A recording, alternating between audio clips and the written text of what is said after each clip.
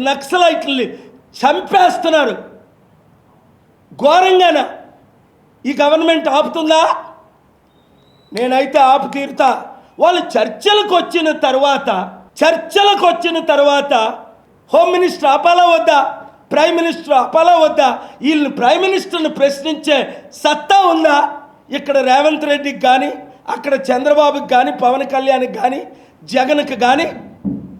నేను రోజు ప్రశ్నిస్తున్నాను.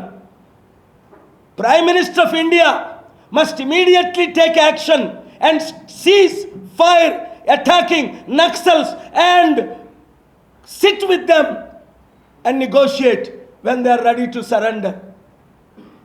That is the law of the land. If you kill one innocent, remember there is heaven and hell. You may escape with your political power, but you cannot escape God Almighty.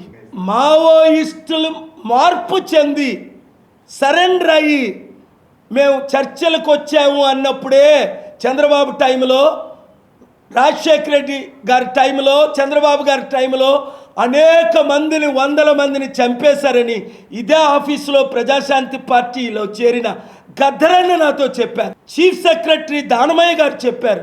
Professor Kodandaram గారు చెప్పారు. Justice Chandrakumar గారు retired judge నిన్న కాక మొన్న Saturday 24ని చెప్పారు.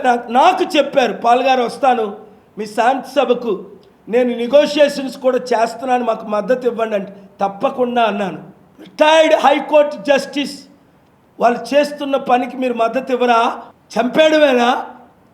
అంటే మీకు చంపడం తప్ప రక్షించడం రాదా? కాపాడడం రాదా? ప్రాణం పోయడం రాదా? ప్రాణం తీయడం గొప్ప, ప్రాణాలు కాపాడడం గొప్ప, రేపు చేయడం గొప్ప, రేపుల నుంచి రక్షించడం గొప్ప.